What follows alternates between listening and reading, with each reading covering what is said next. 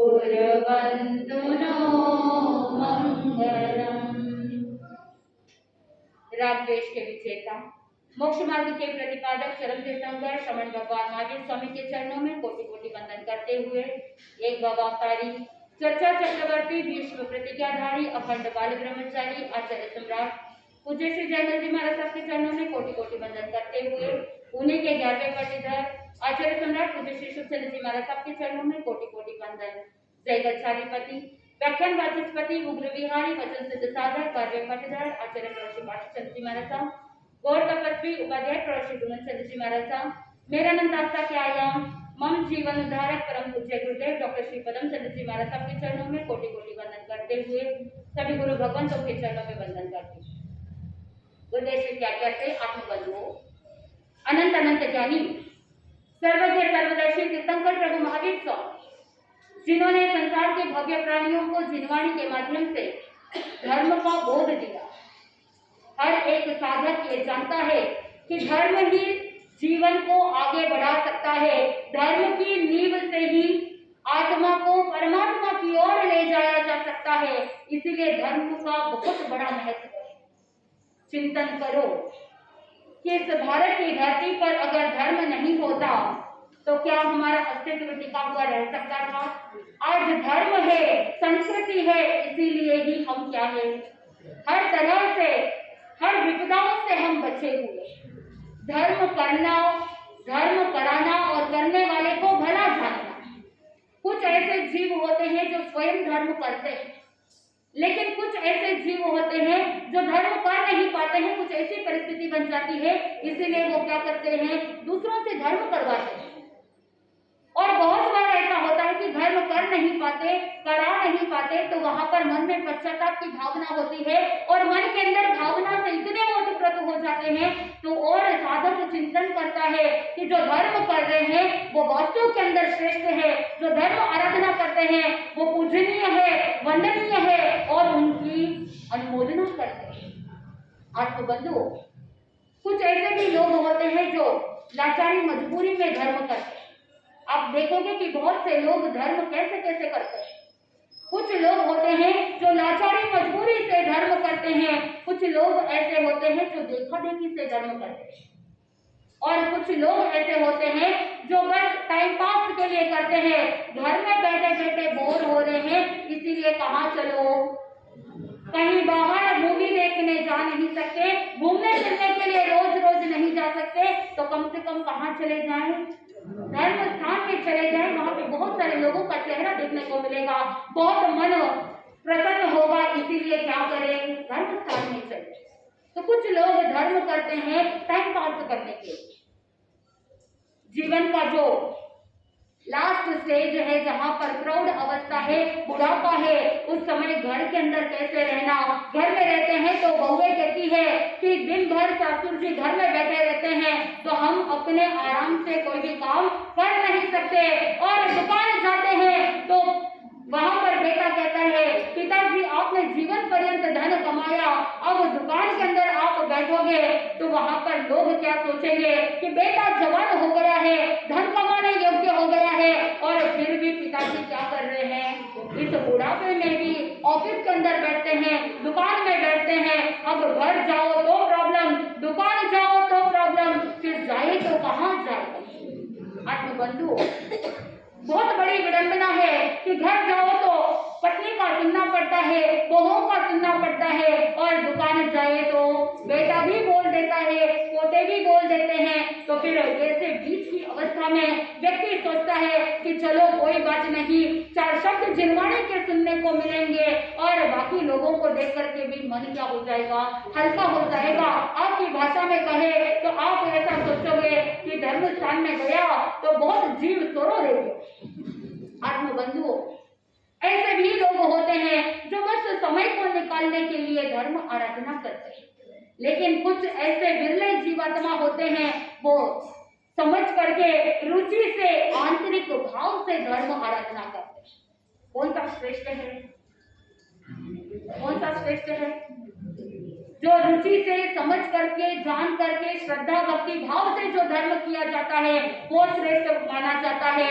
लेकिन अमूमन देखा जाए तो लोग देखा देखी बड़ा कर लेते हैं, चाहे शादी ब्याह का आयोजन हो, चाहे धर्म का अनुष्ठान हो, हर चीज में क्या है थोड़ा होड़ लगी है, देखा देखी करने में हर एक व्यक्ति दौड़ लगाता है। एक बार हुआ ऐसा कि एक सेठ जी का पुत्र नया नया विवाह किया हुआ ससुराल जा रहा था और उस जमाने के अंदर अकेले नहीं जाते थे, कोई ना कोई मित्र या दोस्त को साथ में लेकर के जाते। तो वो सेठ जी का जो पुत्र था उसने नाई के पुत्र को लेकर के साथ में गया, सोचने लगा कि ये मेरा मित्र है, ये मेरा हितैषी है और दो फायदे हैं कि मित्रता के साथ साथ नाई है तो साथ में सेवा भी कर लेगा, कोई आवश्यक कार्य हो तो उसका भी निवारण कर लेगा। सेठ जी का पुत्र आगे बढ़ा। उस जमाने के अंदर पैदल चल करके जाते थे, पहुंचने में बहुत समय लगता, बहुत गर्मी का सीजन था। गर्मी के मौसम में वो सेठ जी का पुत्र ससुराल जा रहा था। जैसे ही ससुराल पहुंचा तो वहां पर बहुत ज्यादा गर्मी लगने लगी। तो ससुराल के अंदर वैसे भी कहते हैं कि जमाई की तो बहुत बड़ी खातिरदारी होती है। सासू जी सोचती है नीता नीत जमाई मारा घर आया, और वहां पर बेटे की भी जितनी खातिरदारी नहीं होती उससे कई गुना ज्यादा किसकी होती है? अरे बोल तो दीजिए, किसकी खातिरदारी होती है? जमाई राजा की खातिरदारी होती है। और उधर क्योंकि गर्मी का मौसम था तो जमाई को दूध दही आइसक्रीम और ऊपर दिन भर पंखा चलता रहा। और आपके इस जमाने के होते तो क्या करते? एसी रूम चालू कर देते।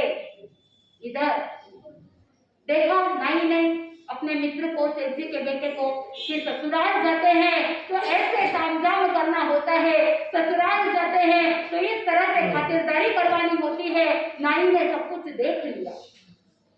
अब ससुराल से वापस वो अपने अपने गांव चले गए, नाई भी अपने घर चला गया। संयोग ऐसा हुआ कि नाई को भी एक बार ससुराल जाना पड़ा। अब क्योंकि उसने सेठ जी के बेटे को देखा ही था कि ससुराल जाते हैं तो क्या क्या करना होता है, और नाई के अंदर इतना ज्ञान तो नहीं था। अब जैसे ही नाई ससुराल गया, वो गया था सर्दी के मौसम में, और जैसे ही वो ससुराल गया तो वहां पर खातिरदारी के तौर तरीके सेठ जी के पुत्र को तो देखा ही था। अब वो दूध मंगाए और दही मंगाता है, जूस मंगाता है, कहता है कि दिन भर पंखा चालू करना है, ठंडा ठंडा पानी पी रहा है। घर वालों ने बहुत मना किया कि जमाई जी आप ऐसा मत कीजिए, आप बीमार पड़ जाओगे। लेकिन वो सुनने वाला कहाँ, उसको तो देखा देखी करनी थी। तो वहां पर नाई क्या हो गया? बीमार हो गया। बंधु, ये देखा देखी कभी कोई लाभ देने वाला नहीं है। चाहे सांसारिक क्षेत्र में हो या चाहे धर्म के क्षेत्र में हो, आपकी जितनी क्षमता हो उतना धर्म करे, और देखा देखी करने से बहुत ज्यादा नुकसान हो सकता है। लेकिन कभी कभी धर्म कार्य के अंदर शुरुआत में आप देखा देखी करते हैं, लेकिन देखा देखी करने के अंदर भी क्या होनी चाहिए? बुद्धिमत्ता होनी चाहिए। क्योंकि कहते हैं नकल में भी अगर अकल हो तो ही क्या हो सकता है? काम बन सकता है। एक बार दो विद्यार्थी परीक्षा दे रहे थे और एक विद्यार्थी ने सोचा कि अब मुझे ज्यादा कुछ आता नहीं और मार्क्स कैसे मिलेंगे, इसीलिए उसने सोचा कि ऊपर मैं काम करता हूँ कि शिव जी का मंत्र लिख देता हूँ। वहां पर ओम नमः शिवाय लिख दिया। उसने सोचा कि अगर कोई करेक्शन करने वाला होगा, वो अगर देखेगा कि ये बहुत बड़ा शिव जी का भक्त है, कहीं थोड़ी सी दया आ जाएगी तो थोड़े पासिंग नंबर तो दे ही देगा। ऐसा सोच करके विद्यार्थी ने क्या किया? लिख दिया। दूसरी तरफ दूसरा विद्यार्थी जो बगल में बैठा था परीक्षा में हूबहू ऐसे के वैसे नकल कर रहा था, और नकल करते करते उसने क्या किया? उसने आंसर की तो नकल की ही, लेकिन नकल में अकल नहीं रखी। उसने क्या किया?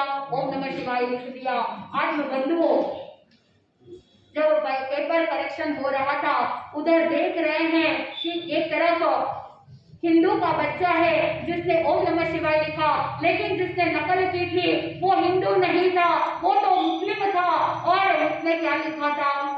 ओम नमः शिवाय। वो हिंदू जिलेकर भी हैरान हो गया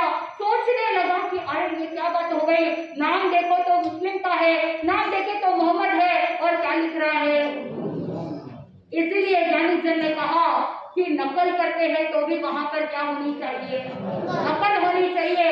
देखा देखी करते हो तो वहां पर भी अकल होनी चाहिए। सोचना चाहिए कि क्या नकल करना है और क्या नकल नहीं करनी है। वहां पर अगर कोई व्यक्ति तपस्या में देखा देखी करने लग जाए, तपस्या में अगर होड़ा होड़ करने लग जाए, नकल करे कि उसने अढ़ाई की मैं भी करूं, तो वहां पर अगर शरीर साथ नहीं देता, अगर आपके शरीर की तासीर दूसरी है, अगर आपके शरीर को कोई प्रॉब्लम है, दवाइयां चल रही है और आपने अपने शरीर का रिस्पेक्ट नहीं किया, तो वहां पर बहुत बड़ा अनर्थ भी हो सकता है। इसीलिए ज्ञानी जन ने कहा कि धर्म करते हो तो वहां पर सावधानी रखना है, धर्म करते हो तो स्वयं की सूझबूझ भी साथ में रखनी चाहिए। निश्चित रूप से धर्म पुण्य की वृद्धि कराता है, निश्चित रूप से धर्म पाप का नाश कराता है, निश्चित रूप से धर्म साधक की गति को उत्तरोत्तर आगे बढ़ाता है, साधक को सद्गति की ओर ले जाता है। आत्मबंधु उज्जैनी नगरी और उस उज्जैनी नगरी का एक राजा वेड़ी सिंह, उस उज्जैनी नगरी के अंदर धनदत्त नाम का सेठ था और उसकी पत्नी थी सत्यभामा। दोनों धर्मनिष्ठ थे। सत्यभामा तो बहुत ही व्यवस्थित तरीके से समय समय पर धर्म आराधना करती। धनदत्त सेठ थोड़ी सी चिंता में रहे। धन वैभव संपत्ति की कोई कमी नहीं, लेकिन धनदत्त सेठ को एक चिंता कि कोई संतान नहीं तो वंश कैसे बढ़ेगा। तो उस समय सत्यभामा ने देखा कि पतिदेव बहुत चिंतित है, तो पतिदेव को कहा कि आप चिंता मत कीजिए, धर्म ही हमारे जीवन का सहारा है, धर्म के माध्यम से हमारा जीवन अच्छे से चलेगा। आप बुढ़ापे की चिंता मत कीजिए, आप तो बस श्रद्धा भक्ति भाव से क्या करो, धर्म आराधना करो। इधर जैसे ही सत्यभामा ने कहा, धनदत्त सेठ भी धर्म आराधना करने में तल्लीन हो गए। शासन देवी प्रसन्न हो गई और शासन देवी ने वरदान दिया और पुत्र का योग होने के लिए उन्होंने ऐसा वरदान दे दिया। कालांतर के अंदर पुत्र का जन्म हुआ और पुत्र का नाम रखा गया मंगल कुंभ। आत्मबंधुओं, इस पूरे कथा प्रसंग को बहुत ध्यान से सुनना। कर्म बड़े विचित्र होते हैं कि कर्म इतने जीवन के अंदर आते हैं, लेकिन धर्म हमेशा कर्म के आड़े आ जाता है। चाहे कर्म कैसे भी उदय में आए, लेकिन धर्म हमेशा उन कर्मों पर विजय प्राप्त करने के लिए सहायक बन जाता है। पुत्र का नाम क्या था? मंगल कुंभ। अब जैसे ही मंगल कुंभ यौवन अवस्था को प्राप्त करता है, उससे पहले समय आने पर उसे सदाचार्य के पास भेजा गया। धर्म आराधना की शिक्षा भी प्राप्त हुई, क्योंकि माता पिता धर्मिष्ठ थे तो धर्म के संस्कार उस बच्चे के अंदर भी डाल दिया गया। वो मंगल कुंभ भी धर्म आराधना करता था। इधर दूसरी ओर चंपापुरी नगरी, और उस चंपापुरी नगरी में महाबाहु नाम का राजा था और गुणावली नाम की रानी थी और उनकी एक पुत्री त्रैलोक्य सुंदरी थी। जैसा नाम वैसा ही गुण, यथा नाम तथा गुण के अनुसार वो त्रैलोक्य सुंदरी बहुत ही रूपवान, लावण्य, सौंदर्य इतना अधिक कि हर कोई मोहित हो जाए। उस चंपापुरी नगर के अंदर मंत्री के रूप में सुबुद्धि नाम का प्रधान था और राजा महाबाहु ने तय कर लिया कि मंत्री के पुत्र के साथ मेरी पुत्री का विवाह करवाना। इधर मंत्री सोचने लगा कि मेरे पुत्र को तो कुष्ठ का रोग है, अब कैसे विवाह कराना। अगर पुत्र की शादी नहीं कराई तो राजा रुष्ट हो जाएंगे, राजा गुस्सा कर लेंगे, मुझे दंड दे देंगे, क्या करे। उस समय को युक्ति निकाली और वो सुबुद्धि प्रधान जो था वो गोत्र देवी की आराधना करने लगा। गोत्र देवी की आराधना करते करते जब गोत्र देवी प्रसन्न हुई तो गोत्र देवी ने कहा कि सुबुद्धि प्रधान को कि तुम चिंता मत करो, तुम्हारे समस्या का निवारण हो जाएगा। बस अमुक अमुक दिन उस अश्व रक्षक को कह देना कि उद्यान के अंदर एक बालक आएगा, मैं एक बालक को ला करके वहां पर उद्यान में छोड़ दूंगी और तुम उसे क्या कर लेना, लेकर के चले जाना, भाड़े का विवाह करवा देना। टेम्पररी जैसे कॉन्ट्रैक्ट बेसिस पर वेडिंग होती है, वैसे ही क्या किया, गोत्र देवी ने कहा कि उस नगर के उद्यान के बाहर मैं एक बालक को ला करके रखूंगी, तुम उसके साथ रानी के साथ क्या कर लेना, विवाह करवा देना। और इधर जैसे ही सारी प्रॉब्लम का सल्यूशन निकल गया, तो वहां पर शादी की तैयारियां जोरों शोरों से होने लगी और वहां उद्यान के अंदर जो अश्व रक्षक था, घोड़ों का रक्षक था, उसे उस सुबुद्धि प्रधान ने कह दिया कि यहाँ पर एक बालक आएगा और जैसे ही वो बालक आए तो तुम उससे मेरे पास लेकर के आना, किसी को कुछ भी मत बोलना। आत्मबंधुओं, इधर वो जो गोत्र देवी थी वो उधर उज्जैनी नगरी के पास में आकाशवाणी करने लगी कि ये जो बालक है, ये बालक भाड़े का विवाह करेगा, ये बालक राजकुमारी के साथ भाड़े का विवाह करेगा। निरंतर काफी दिनों तक ये घोषणा होती रही। आखिर में ये बात मंगल कुंभ भी सुनता है और जैसे ही मंगल कुंभ ने सुना, वो सोचता है कि आज ये काम करता हूँ, आखिर में अपने पिता के पास जाकर के मेरे पिता को ये सारी बातें बता देता हूँ कि इस तरह से आकाशवाणी हुई है। जैसे ही वो अपने पिता को बताने के लिए जाता है, उतने में वो गोत्र देवी उस मंगल कुंभ को उठाती है और ला करके चंपापुरी नगरी के उद्यान में पटक देती है। आत्मबंधुओं, अब वो मंगल कुंभ चलते चलते वापस अपने उज्जैनी नगरी जाने की सोचता है, लेकिन वो अश्व रक्षक के पास गया, सोचा कि मैं कुछ सल्यूशन ढूंढ लूं। कुछ प्रॉब्लम का सल्यूशन ढूंढते हुए अश्व रक्षक की मदद लेने के लिए गया, तो पहले से ही अश्व रक्षक को बोला हुआ था कि एक युवक आएगा और उस युवक को कहाँ ले जाना है, मंत्री के पास ले जाना है। आत्मबंधुओं, जैसे ही वो मंगल कुंभ उस मंत्री के पास ले जाया गया, वो मंगल कुंभ सारी जांच पड़ताल करता है, सारी बात को समझने की कोशिश करता है और उस समय मंत्री सारी बात सच सच बता देता है कि इस तरह से राजकुमारी के साथ विवाह मेरे पुत्र का तय हुआ है और अगर विवाह तय होने के बाद अगर विवाह नहीं करे और उस राजकुमारी को अगर ऐसे ही रिजेक्ट कर दे तो बात बनेगी नहीं। इसीलिए क्या करो, तुम विवाह मंडप के अंदर बैठो और बाद में तुम क्या कर जाना, छोड़ करके चले जाना, मेरा पुत्र वापस वहां पर आ जाएगा, रिप्लेस कर दिया जाएगा। इस तरह से सुबुद्धि प्रधान ने युक्ति लगाई। आत्मबंधुओं, मंगल कुंभ पहले तो मना करता है कि नहीं नहीं, मैं ऐसा कार्य नहीं करूंगा, ये तो गलत बात है, ऐसा कार्य करना शोभा नहीं देता। लेकिन मंत्री के पास दूसरा कोई चारा नहीं था, उसने मृत्यु दंड की धमकी दी, उसने मंत्री ने डराया धमकाया, कहा कि अगर तुम विवाह नहीं करोगे तो तुम्हारे प्राण यहीं पर लूट लिए जाएंगे। आत्मबंधुओं, इधर विवाह हो गया। विवाह की पहली रात्रि एक तरफ त्रैलोक्य सुंदरी कोशिश कर रही है अपने पति के पास जाने की, लेकिन मंगल कुंभ जो है वो बहुत बार बहानेबाजी करता है, कमरे से बाहर जाने का प्रयास करता है, बेहद चिंता के निवारण का बहाना दे करके 2-3 बार बाहर जाने की कोशिश की और जैसे ही कमरे से बाहर जाता है पीछे पीछे राजकुमारी भी आ जाती है। ऐसा करते करते बाद में एक समय ऐसा आया कि त्रैलोक्य सुंदरी जैसे ही मंगल कुंभ को मोदक खाने के लिए दिया तो वो ऐसी बात करता है कि त्रैलोक्य सुंदरी को भी समझ में नहीं आया। वो कहने लगता है कि अगर इस मोदक के साथ उज्जैनी नगरी का जल होता तो बहुत ही अच्छा होता, बहुत खाने में आनंद आता।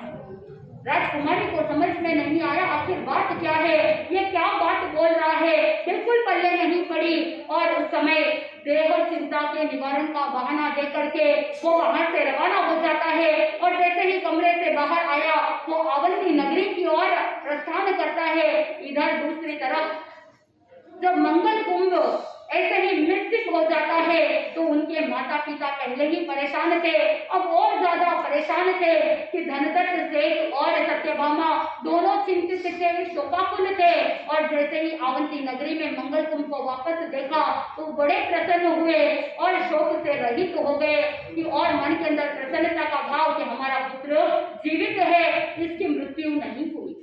आत्मबंधुओं, इधर मंगल कुंभ अपने जीवन के अंदर अपने ज्ञान अभ्यास करते हुए अपने जीवन में तल्लीन था और दूसरी तरफ जैसे ही चंपापुरी नगरी के अंदर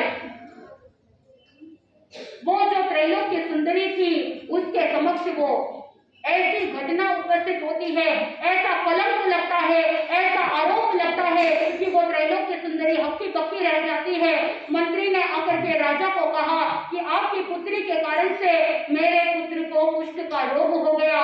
एक्चुअल में बात ऐसी थी कि उसके पुत्र को कुष्ठ का रोग पहले से ही था, लेकिन बात को ढकने के लिए, अपनी बात को बनाए रखने के लिए सारा ब्लेम, सारा आरोप किसके ऊपर डाल दिया? राजा की पुत्री के ऊपर डाल दिया। कहने लग गया कि तुम्हारी आपकी पुत्री के कारण से ही मेरे पुत्र को कुष्ठ का रोग हो गया। अब राजा के पास कोई बात नहीं थी कहने को। राजा ने कहा कि सारा दोष किसका है? मेरी पुत्री का है, तुम्हारे पुत्र का कोई दोष नहीं। राजा के मन में पुत्री के प्रति बहुत क्रोध आया और उसे मिलने से भी मना कर दिया, राजकुमारी को दूर कर दिया। कहने लगे कि पिता से मिलने की बात नहीं करना। और इधर त्रैलोक्य सुंदरी जानती थी कि पिताजी अभी गुस्से में हैं, जब क्रोध शांत होगा उस समय इस समस्या का समाधान कर लेंगे। जैसे ही पिता का कालांतर के अंदर क्रोध शांत हुआ, उस समय वो त्रैलोक्य सुंदरी अपने पिता के पास जाती है और कहने लगती है कि पिताजी, मेरे ऊपर ये झूठा आरोप लगाया गया है, मेरे ऊपर ये झूठा कलंक लगाया गया है। मैं अपने आप को आरोप से मुक्त करना चाहती हूँ, कलंक से मुक्त करना चाहती हूँ, इसलिए आप मुझे आज्ञा दीजिए। मैं पुरुष के वेश में जाकर के मैं अपने पति को ढूंढने के लिए जाना चाहती हूँ, आप मुझे आज्ञा दीजिए। राजा ने देखा कि अपने पुत्री के अंदर वो सत्यता थी, चेहरा देख करके मान लिया गया, क्योंकि कहते हैं कि face is the index of mind. जब चेहरे के हाव भाव को देखा तो पिताजी पता लग जाता है पिताजी को कि यहाँ पर मेरी पुत्री झूठ नहीं बोल रही। सिंह नाम के सामंत के साथ भेज दिया गया। वो उज्जैनी नगरी में पहुंच जाती है, लेकिन पुरुष के रूप में जाती है और वहां जाकर के देखा, ढूंढने लगी, लेकिन कहीं पर भी मंगल कुंभ मिला नहीं। और वहां पर उसकी नजर पड़ी कि उसके जो पिताजी महाबाहु थे, उनके राज्य के अंदर जो घोड़े होते हैं, आपको पता होगा कि जो राजा के घोड़े होते हैं उनके ऊपर राज मुद्रा लगी हुई रहती है, तो उन घोड़ों के ऊपर भी राजा के सिंबल से डाले हुए थे, राजा के वहां पर संकेत डाले हुए थे। उन घोड़ों को देख करके पता लग जाता है कि ये किसके घोड़े हैं। और जैसे ही त्रैलोक्य सुंदरी ने देखा कि ये मेरे पिताजी के घोड़े हैं, तो सैनिकों को भेजा और आसपास के लोगों से छानबीन की और सैनिकों को कहा कि इन घोड़ों के मालिक कौन है, इनके सारे स्थान को पता लगाओ। और जब पता चला तो ऐसा पता चला कि कहने लगे कि मंगल कुंभ जो है वो यहीं पर ज्ञान अभ्यासी है, ज्ञान अभ्यास कर रहे हैं। तो उस समय जो त्रैलोक्य सुंदरी पुरुष के वेश में थी, उसने उन सभी छात्रों को और साथ में अध्यापक को भोजन के लिए निमंत्रण दिया।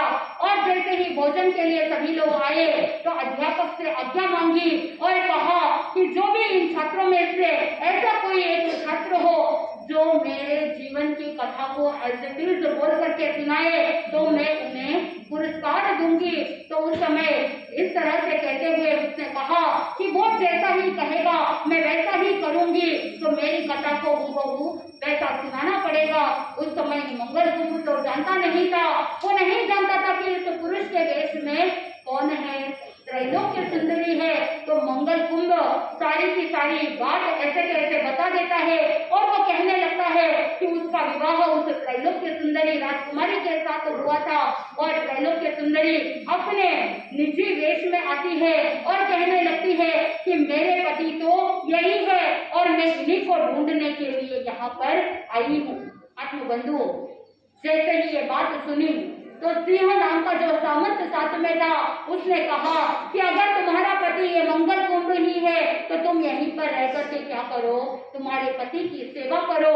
और जिस समय मंगल कुंभ और त्रैलोक्य सुंदरी दोनों वापस मिलते हैं, त्रैलोक्य सुंदरी ने सारी बात जानी और वो वापस चंपापुरी की ओर प्रस्थान करते हैं। जैसे ही मंगल कुंभ को ये सारी बात तो पता चली गई थी, जब चंपापुरी नगरी में गए तो राजा को भी पता चल गया, महाबाहु को पता चल गया कि इस तरह से खेल खेला गया था। सुबुद्धि प्रदान के ऊपर राजा को बहुत क्रोध आया और दंडित करने के लिए आगे बढ़े, लेकिन मंगल कुंभ ने उन्हें रोक दिया। राजा को कहा कि आप इन्हें दंडित मत कीजिए, आप इन्हें ये छोड़ दीजिए। और कालांतर के अंदर मंगल कुंभ को राज्य सौंप करके वो महाबाहु राजा जो थे वो साधु के पास गए, मुनिराज के पास जाकर के दीक्षित हो गए और दीक्षा लेकर के अपनी आत्मा का कल्याण करने लगे।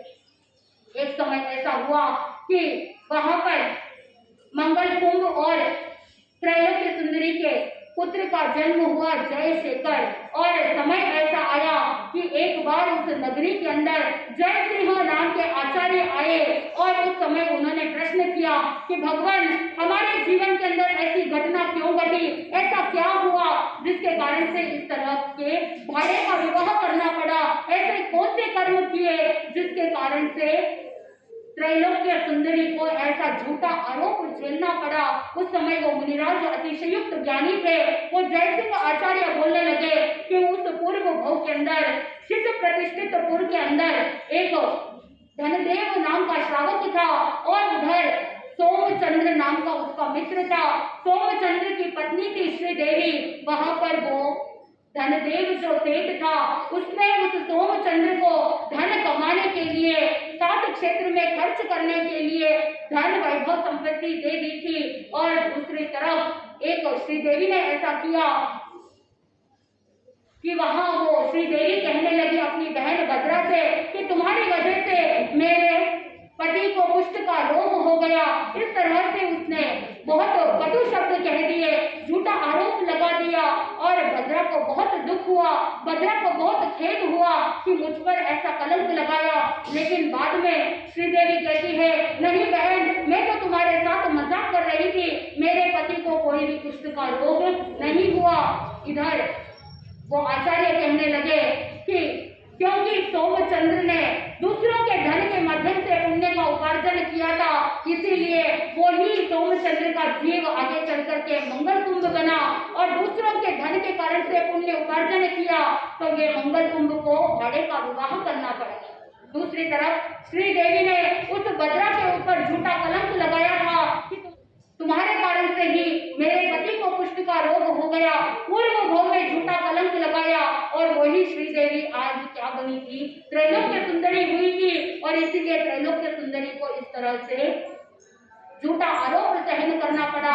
ये कर्म की गति बड़ी विचित्र है और इसी कर्म की गति के कारण से पता चल गया कि पूर्व भव में ऐसे कर्म किए जिसके कारण से इसका फल अभी देखने को मिल रहा है।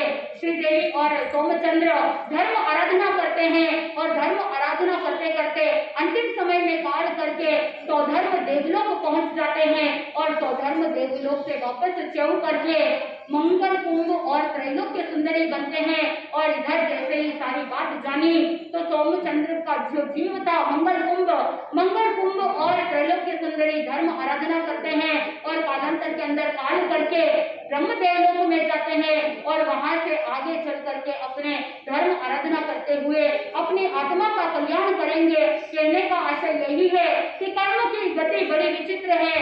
मजाक मजाक में ऐसी झूठी बात बोल देते हैं, किसी न किसी को ऐसा झूठा आरोप लगा देते हैं, लेकिन उन कर्मों की लीला इतनी बड़ी विचित्र है। अगर वो धर्म आराधना नहीं करते तो उनसे छुटकारा नहीं मिल पाता। इसीलिए ज्ञानीजन ने कहा क्योंकि उन्होंने धर्म आराधना की तो उनकी आत्मा का कल्याण हो गया। तो आप भी निरंतर धर्म आराधना करते रहे, जान करके, समझ करके, रुचि जागृत करते हुए अगर श्रद्धा से धर्म आराधना करेंगे तो निश्चित रूप से गति सुधरेगी और एक दिन ऐसा आएगा कि शीघ्र मोक्ष की मंजिल भी प्राप्त करते हुए परम आनंद की प्राप्ति करेंगे। इसी मंगल भावना के साथ आनंद ही आनंद बोले श्री जैन धर्म की।